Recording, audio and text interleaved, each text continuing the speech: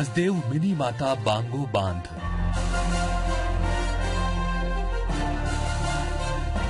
समंदर से लहराती ये विशाल जलराशि छत्तीसगढ़ के हजारों किसानों की उम्मीदों का जीवंत प्रतीक है। इसे छत्तीसगढ़ के सबसे बड़े बांध होने का गौरव प्राप्त है। मिनी माता डैम से राज्य की करीब 2.5 लाख हेक्टेयर जमीन की प्यास बुझती है। कोरबा में स्थापित पावर प्लांट्स को पानी की सप्लाई भी इसी बांध से होती है। नैसर्गिक छटा और मनभावन नजारों के चलते ये बांध सैलानियों के भी आकर्षण का केंद्र बन चुका है। इतनी खासियतों के बावजूद कुछ ऐसे सवाल इस बांध से जुड़े हुए हैं जिनका जवाब बरसों से नहीं मिला। सवाल, क्या इस विशाल बांध का फायदा कोरबा जिले के किसानों को मिल रहा है? सवाल, क्या जिले का सिंचाई रकबा इस बांध की वजह से बढ़ा है? सवाल, क्या बांध से विस्थापित हुए लोगों को मुआवजा राशि मिल चुकी है?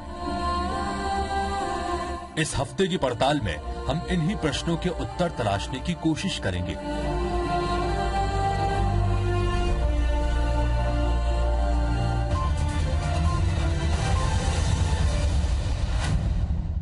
नमस्कार, मैं हूं अभिषेक सोनी। IBC 24 की खास पेशकश पड़ताल में आपका स्वागत है।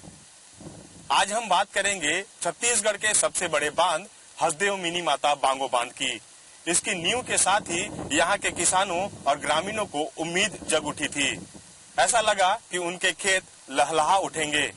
यहाँ से उत्पादित बिजली से उनके घर आंगन रोशनी से जगमगा जाएंगे और जीवन समृद्ध हो जाएगा। मगर क्या सचमुच ये बांध उन उम्मीदों पर खरा उतरा? यही जानने की कोशिश आज हम हमारे खास पेशकश पड़ताल में करने जा रहे हैं।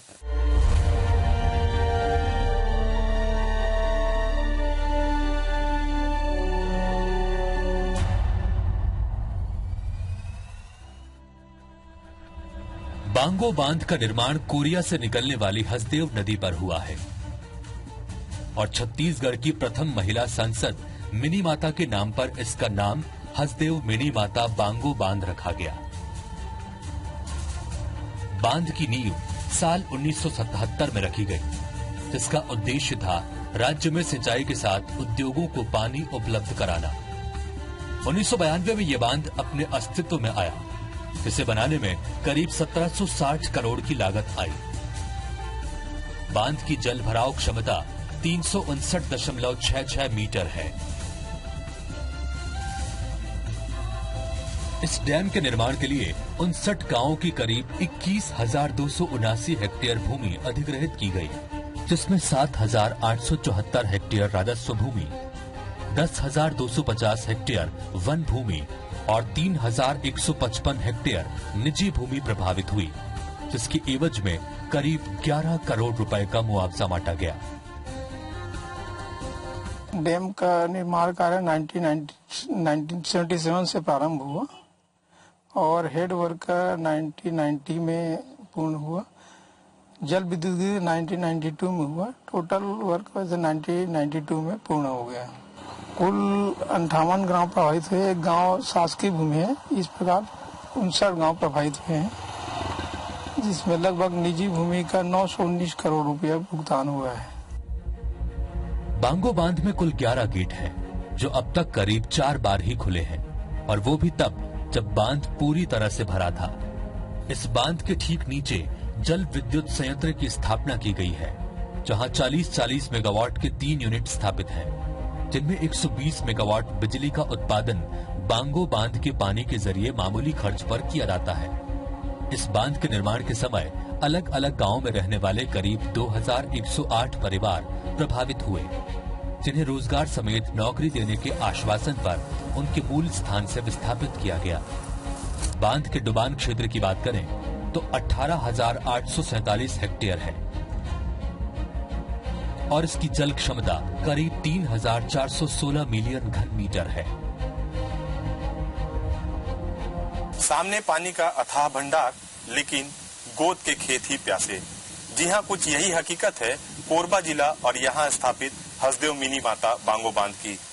हसदेव मिनी माता बांगो बांध से जो पानी निकलता है उससे जांजगीर और रायगढ़ जिले के खेत तो सिंचित हो रहे हैं, मगर कोरबा जिले के किसान इसका लाभ नहीं उठा पा रहे। शायद यही कारण है कि पूरे प्रदेश में सिंचाई का रकबा करीब 37% है, लेकिन कोरबा जिले में सिंचाई का रकबा महज 7%। छत्तीसगढ़ को धान का कटोरा बनाने में हसदेव मिनीमाता बांगो बांध की अहम भूमिका है, क्योंकि यहाँ के पानी से करीब 2.5 लाख हेक्टेयर भूमि की सिंचाई होती है। लेकिन ये तो बस आधी हकीकत और आधा फसाना है। दरअसल जिस कोरबा जिले में बांगो बांध का निर्माण हुआ है, वहाँ के किसानों के लिए ये महज हाथी दांत साबित हुआ, क्योंकि बांगो बांध का पानी रायगढ़ और जांजगीर जिले के किसानों को तो मिल रहा है, लेकिन कोरबा में इसका लाभ नहीं मिल पा रहा। जबकि यहाँ से निकलने वाली नहर कनकी, उर्गा, सर्वमंगला, पताड़ी, तिलकेजा, तरदा, सेमपाली जैसे कोरबा के करीब 50 गांव से होकर गुजर रही है, और ये सारे गांव नहर के पानी से वंचित हैं। बांगो बांध से निकली ये वही नहर है जिसके जरिए जांजगीर जिले के लाखों हेक्टेयर भूमि सिंचित हो रही है।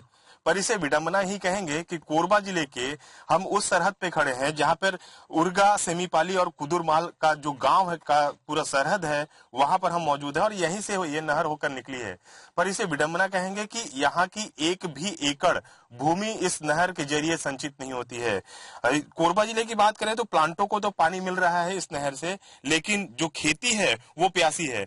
यहाँ पर गांव के लोग यहाँ पर मौजूद हैं, किसान मौजूद हैं। आइए उनसे जानते हैं कि उन्हें इस नहर को देखकर क्या महसूस। दुर्भाग्य कह सकते हैं हम इस क्षेत्र के लोगों का कि यहाँ से पानी तो जाती है, लेकिन हमें आपासी के लिए कोई साधन नहीं है। मैं बोल सकता हूँ उर्गा, सेमीपाली, कुदुरमाल, देवरमाल, अखरापाली, बरीडी, खोडल, पटाढ़ी, पहंदा, तिलकेजा, कुकरीचोली, मसान, ये सब गांव इस नहर से आपासी हो सकते हैं। अनेकों बार मांग करने के बावजूद भी इस ओर ध्यान नहीं दिया गया।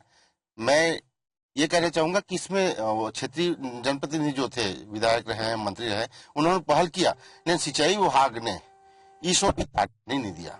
पनघट में अगर बैठ के अगर वो प्यासा रह जाए तो केवल वही बता सकता है उसका दर्द जो पनघट में बैठा हो, पानी उसका हाथ नहीं लगा। हमारे ही गांव से हमारे ही जमीन लेकर के ये नहर निकला गया है और पूरी की जमीन 1 इंच सिंचाई नहीं होता। ये 3 ग्राम पंचायत है, उर्गा, सेमीपाली और कुदुरमाल। और शासन से हम सब कृषक मांग करते हैं कि अगर ये यहाँ से पानी, यहाँ हमारे उर्गा ग्राम पंचायत में एक तालाब है जो वहाँ का प्रमुख तालाब है, अगर यहाँ से पानी जहाँ से अपन लोग खड़े हैं उस तालाब को पहुँचा दिया जाए तो पूर्व में भी सिंचाई होता था। वो तालाब को फोड़ के जब ये नहर नहीं आया था, और वहाँ पानी स्टोर कर दिया जाए तो ये उर्गा, सेमीपाली और कुदुरमाल के साथ साथ अखरापाली और बरीडी पंचायत, ये 4-5 पंचायत का समस्या का समाधान हो जाए। दरअसल हसदेव दर्री बराज के जरिए पानी छोड़ा जाता है। यहाँ से नहरों के जरिए पानी कोरबा जिले के कई गांवों से होते हुए रायगढ़ और जांजगीर तक पहुंचाया जाता है। इसमें दाई और बाई तट नहर शामिल है। इसमें दाई तट नहर की लंबाई करीब 48 किलोमीटर है। इसके जरिए जांजगीर जिले के खेतों तक पानी पहुंचाया गया है। इसी तरह बाई तट नहर की लंबाई करीब 49 किलोमीटर है। इसके जरिए रायगढ़ जिले को पानी मिल रहा है। अगर दोनों जिलों की बात करें तो सिंचाई का रकबा करीब 2.5 लाख हेक्टेयर तक का है, जबकि कोरबा के किसान इससे वंचित हैं, क्योंकि ये नहर उनके ही गांव से होकर गुजरी है, लेकिन वो इसका लाभ नहीं ले पा रहे। इसके पीछे एक कारण बताया जाता है कि नहर काफी नीचे से गई है, जबकि कोरबा जिले के गांव काफी ऊपर बसे हैं। बैलों की जोड़ी के साथ खेती करता ये धनगांव का जो समय लाल है वो अपने खेतों में हल चला रहा है। उससे जानने की कोशिश करते हैं कि वो कैसे खेती करता है। उसे पानी जो एक बड़ा स्रोत होता है खेती के लिए, जो पानी एक अहम हिस्सा होता है, वो कैसे मिल पाता है। पानी बांगो डैम ले मिलते तो मन ला पानी डैम ले वहाँ ले भारी तो मिलते। कब? बारिश में। बारिश में? हाँ। आउ समय में? समय में नहीं मिले। नहीं मिले। हाँ। कैसे करता तो मन खेती, तब पानी कैसे पूर्ति होते? तब पानी यहीं ले होते। कहाँ ले? नंदिया ले हम निस्तारी कर लेते हम। वहाँ ले तो कहाँ का ही नहीं है। जैसे बारिश में आए है ऐसा का थे। अब अभी यहीं ले हम निस्तारी कर लेते हम। नंदिया ले। अच्छा। जिसे का कहते टेढ़ा फाड़ा उड़ा गैर कुरान के पई पुआ में ये बता, अगर नहर ले पानी मिलतीस तो मन ला तो कतका लाभ मिलतीस? मिलतीस तब मैं कैसे ला बताऊं भाई, इतने कर मिल जाही के नहीं, लेकिन संभावना रहती तो मिल सकती चाह, है ना। तो ये था समयलाल किसान, जो कि इसका कहना था कि जो निस्तारी के लिए लोग पानी पर आश्रित रहते हैं, चाहे वो खेती के लिए पानी हो या गांव के निस्तारी के लिए, जो बगल में जो नाला है, जो तालाब है, वो लोग इससे पानी का उपयोग करते हैं। इसका साफ तौर पर कहना है कि अगर हसदेव बांगो बांध से कोई नहर इस गांव तक पहुंचती तो इस गांव के लोग भी काफी लाभान्वित होते। जिले में प्रदेश का सबसे बड़ा बांध होने के बावजूद कोरबा जिले के किसान भगवान भरोसे खेती करने को मजबूर हैं। आलम यह है कि जिले में करीब 1,40,000 हेक्टेयर में खेती होती है, लेकिन एक भी एकड़ जमीन बांगो डैम से सिंचित नहीं होती। ऐसे में यहाँ की खेती मानसून के पानी पर ही निर्भर करती है, जबकि किसानों और कृषि विभाग का कहना है कि अगर किसानों को बांगो बांध से पानी मिले तो कोरबा जिले के करीब 50,000 हेक्टेयर में खरीफ के अलावा रबी और अन्य फसल भी ली जा सकती है, जो पानी की कमी के कारण किसान नहीं ले पा रहे। कृषि विभाग के अधिकारियों का कहना है कि उन्होंने कई बार जल संसाधन विभाग से सिंचाई के लिए पानी की व्यवस्था कराने की मांग की, लेकिन उन्हें अब तक कोई लाभ नहीं मिला। यहाँ पर पानी मिलेगा तो खरीफ तो भरपूर फसल होगा, रबी में भी कहना चाहिए हमारी अच्छी पैदावारी होगी, और वही जैसे बताया कि जायद में भी कहना चाहिए फसल लिया जा सकता है। हम लोग तो प्रस्ताव भेजते ही रहते हैं, ऐसी बात नहीं है, और चाय भी करते रहते हैं, लेकिन ये हाई लेवल की बात है, या इरिगेशन वालों से ही है। किसान तो मांग तो करते ही हैं, ऐसे बात नहीं है कि नहीं करते हैं, बिल्कुल। इधर जल संसाधन विभाग भी स्वीकार करता है कि नहरों के जरिए रायगढ़ और जांजगीर को लाभ मिल रहा है। कोरबा जिले में बांगो डैम से पानी की व्यवस्था उपलब्ध कराने के लिए विभाग लिफ्ट इरिगेशन कराने की बात कर रहा है, और इलाके के जनप्रतिनिधि भी इस बारे में सरकार से पहल की मांग करने की बात कह रहे हैं। सिंचाई इसमें जांजगीर, शक्ति, खरसिया, ये सब सिंचाई करा देगा। 2,47,000 हेक्टेयर में सिंचाई की जाती है यहाँ से, नहर से, एलबीसी से और आरबीसी से। आरबीसी की क्षमता हमारी 4200 क्यूसेक है, एलबीसी की क्षमता भी 4200 है। इसके माध्यम से भेजते हैं, वहाँ से शक्ति से खरसिया, सागर अगर चली जाती है, और यहाँ जांजगीर, पामगढ़, अगलतर ऐसे सूर्यनगर तक जाता है। लेकिन लेवल के नाम से हमारे कोरबा जिला को ठीक से सिंचाई सुविधा नहीं उपलब्ध हो पा रही है, क्योंकि नहर की जो ऊंचाई गहराई है वो ज्यादा है, और हम जमीन जो है खेत यहाँ के ऊपर में है, तो उसका एक ही मात्र उपाय है कि लिफ्ट इरिगेशन किया जाए। बहरहाल कोरबा के किसानों का दर्द नेताओं और उन अफसरों को नहीं दिखता जो किसानों के हित की बात करते नहीं थकते।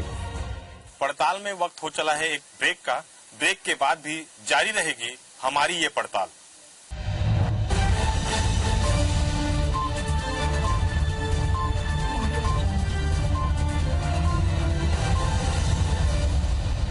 मिनी माता बांध योजना के लिए सरकार ने किसानों की जमीनें खारिज करा ली। कुछ ने पलायन कर लिया तो कुछ दिहाड़ी बन गए। कुछ खुशनसीब ऐसे थे जिन्हें कौड़ियों के मोल मुआवजा मिल गया, मगर कुछ बदनसीब अब भी ऐसे हैं जो मुआवजा पाने दर दर भटकने को मजबूर हैं। शायद यही है विकास की दूसरी तस्वीर। यह है मारगांव में रहने वाला सुखदास, जो कभी 14 एकड़ जमीन के मालिकाना हक के साथ गांव का प्रमुख किसान हुआ करता था, मगर आज सुखदास की गिनती दिहाड़ी मजदूर के रूप में होती है।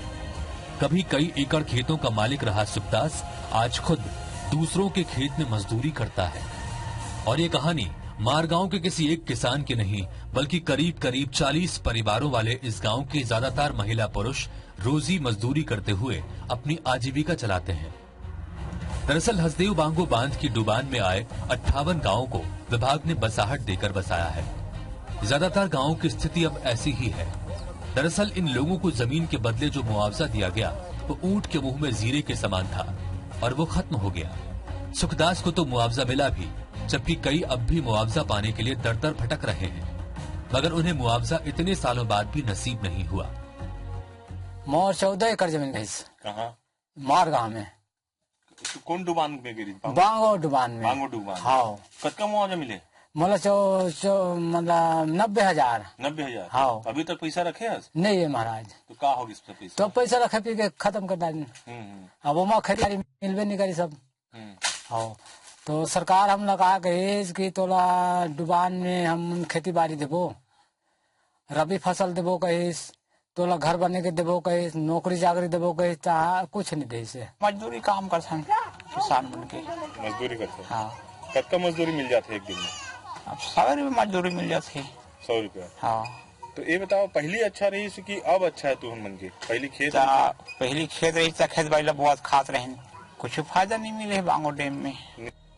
बांगो डैम के निर्माण के समय अपनी जमीन और खेती देने वाले लोगों ने कभी सोचा भी नहीं था कि उनकी ये हालत हो जाएगी, क्योंकि जब उनकी जमीन ली जा रही थी तो उन्हें प्रति एकड़ 9,000 का मुआवजा दिया गया। इसके साथ ही उन्हें जमीन, घर बनाने के लिए पैसे और नौकरी देने की बात भी कही गई थी। उन्हें लगा कि ये सब पाकर उनका भविष्य संवर जाएगा, मगर नौकरी तो दूर, अब इनकी सुध कोई नहीं लेता। किसी तरह मजदूरी कर अपना घर चलाने वालों को अब ये टीस है कि उन्होंने अपनी जमीन दी ही क्यों, और वो अब भी सरकार और विभाग से अपने दिए गए आश्वासन को पूरा किए जाने की उम्मीद लगाए बैठे हैं। इस वक्त हम पहुंच चुके हैं मारगांव बसाहट में। ये बसाहट एक बस्ती हुआ करती थी पहले एक पूरा गांव हुआ करता था, जो अब बांगो के डुबान में आ चुका है। पहले यहाँ के जो अब लोग हैं वो पहले किसान हुआ करते थे, पर अब दिहाड़ी मजदूर बन गए हैं। का नाम है जी तुझा? राम सिंह बतावा, कक्का जमीन गहरी से तुहारा वो अब का हाल है? 3 एकड़ हमारे घर है। अभी तो कुछ नहीं है, हमारे पास जमीन भी नहीं है। ये तो काका बोलल गिरी तुमन मन ला काका देहल जाही, अब तो का स्थिति में जिया था? पहले तो कह रहे से डुबान हुई ते समय में कि मौजा दहीस 9,000 एकड़ में, ओकर बाद में कहीं से हम नौकरी भी देबो, तो नौकरी भी आज तारीख से नहीं मिल पाई से। तो ये देख सकते हैं कि किस तरह से इन्हें जब उनकी जमीन ली जा रही थी तो तमाम दावे किए गए थे, पर वो दावे अब तक न तो पूरे हो सके हैं, न ही इन्हें नौकरी मिली है। आइए कुछ लोगों से और बातचीत करते हैं और जानते हैं कि कैसे हाल में वो जी रहे हैं। का नाम है तुम्हारा? रामायण बताओ, कैसे जिंदगी चला थे? काका मिले? यही बनी बूती करा था ना, हमारा लगा कुछ नहीं था, ना खेती बाड़ी कुछ नहीं, नौकरी दो के नहीं दी। ये कुछ महिलाएं हमारे साथ मौजूद हैं, आइए उनसे बातचीत करने की कोशिश करते हैं और ये जानते हैं कि बांगो में के जो डुबान में आया उनका जो खेत, उसके बाद उनकी हालत कैसी है। ये बतावा, किसना चला थे आप जिंदगी, काका करता तुम? किसना जिंदगी चली, हमार कुछ है ही नहीं है। तबानी भूति करके ना थन तक खवा था लइका मन ला का करत। अच्छा, ये बताओ, लइका मन ला पढ़ाई के उमर मन ला अच्छा शिक्षा दे के तुम मन ला सोचत हो, या वो पूरा हो पाते का? नहीं होय, कहाँ कुछ मिल ही तो होही। अब सरकार पढ़ाई लिखाई का तो हमारी रही तो पढ़ाबो लिखाबो, का करबो, गरीब आदमी ना लोग लइका ला पढ़ा नहीं सकत हा, ना कुछ नहीं। अब बानी बूती करी तब लइका मन पर का लेबो तब पढ़ाबो, कुछ तो नहीं है। बांगो डैम के भू विस्थापित कई बार आंदोलन और अपने हक की मांग शासन प्रशासन से कर चुके हैं, मगर इनकी सुध अब तक किसी ने नहीं ली। यही नहीं, क्षेत्र के सांसद और जनप्रतिनिधि भी मानते हैं कि जो वादे भू विस्थापितों से उनकी जमीन लेते वक्त किए गए थे वे पूरे नहीं हो सके।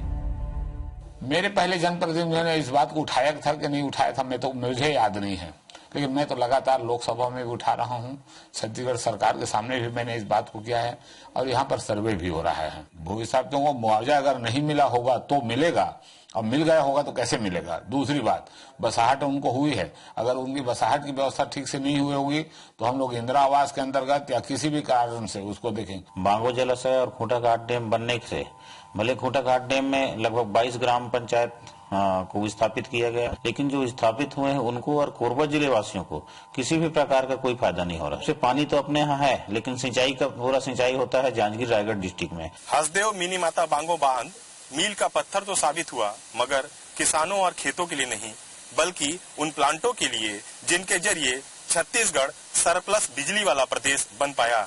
इस बांध की पानी से करीब दर्जन भर से ज्यादा प्लांट संचालित हो रहे हैं, जिससे प्रदेश और देश रोशन हो रहा है। मगर यहाँ भी कोरबा का दर्द छिपा है, क्योंकि अब भी यहाँ पर कई ऐसे गांव हैं जहाँ पर बिजली की दुधिया रोशनी नहीं बल्कि घुप अंधेरा है। बांगो बांध से किसान को भले ही उतना लाभ नहीं मिला जितना मिलना चाहिए था, लेकिन कोरबा जिले के उद्योगों को इसका लाभ जरूर मिला। पर्याप्त पानी और कोयला होने के कारण कोरबा पावर हब के रूप में उभरा। यही वजह है कि बांगो डैम का मुख्य उद्देश्य पावर प्लांट को पानी देना है, फिर चाहे खेती के लिए पानी दें न दें। अलग अलग प्लांटों की बात करें तो बांगो बांध के पानी से कोरबा समेत प्रदेश के करीब 15 से ज्यादा पावर प्लांट को पानी मिल रहा है, जिसमें छत्तीसगढ़ पावर जनरेशन के प्लांट समेत NTPC Korba, NTPC Sipat, Balco, SECL और कोरबा नगर निगम को पानी की आपूर्ति की जाती है। इसके लिए प्रतिवर्ष करीब 386 मिलियन घन मीटर पानी की खपत होती है। दरअसल कोयले के बाद सरकार के लिए सबसे बड़े आय का साधन बांगो बांध ही है, जिससे सरकार को करीब 500 करोड़ की सालाना कमाई होती है। बांगो बांध के पानी पर पावर प्लांट कितने आधारित हैं, इसका अंदाजा इसी बात से लगाया जा सकता है कि अगर पानी की सप्लाई बंद कर दी जाए तो कोरबा जिले में लगे प्लांट बंद हो जाएंगे और राज्य के बड़े हिस्से में अंधेरा छा जाएगा। यहाँ तो पूरा प्लांट बंद हो जाएंगे, पानी नहीं देंगे तो। बांगो बहुत बड़ा स्रोत है पानी का, इसी से सब पानी आता है। अगर बांगो से पानी नहीं आएगा तो प्लांट बंद होने की स्थिति आ जाएगी, उधर चालू नहीं हो पाएंगे ना फिर तो। इसी बेस पे तो प्लांट बनाए गए हैं पानी के। बांगो बांध के पानी से पावर प्लांट्स को तो फायदा हुआ है, लेकिन उसका एक खामियाजा यहाँ के लोगों को भुगतना पड़ रहा है। दरअसल इन पावर प्लांट से निकलने वाली जहरीली हवा ने कोरबा में जहर घोल दिया है। हवा ही नहीं बल्कि पानी में केमिकल की मात्रा बढ़ गई है। वहीं प्लांट से निकलने वाली राखड़ से कोरबा में लोग कई गंभीर बीमारियों से ग्रसित हो रहे हैं। इतना ही नहीं, कोरबा के जिन पावर प्लांट से प्रदेश और देश में बिजली पहुंच रही है, उसी कोरबा जिले के कई गांव ऐसे हैं जहां अब तक बिजली नहीं पहुंची है। हाँ, शासन प्रशासन इन गांवों में जल्दी ही बिजली पहुंचाने का दावा जरूर करता है, लेकिन जानकार मानते हैं कि कोरबा के लिए हसदेव बीनी माता बांगो परियोजना अपनी परिकल्पनाओं में खरा साबित नहीं हो सका है। प्लांटों को पानी देने का निर्णय तो ठीक है, उससे बिजली उत्पादन हो रहा है। दूसरी ओर प्रभावित जो किसान थे, जिनकी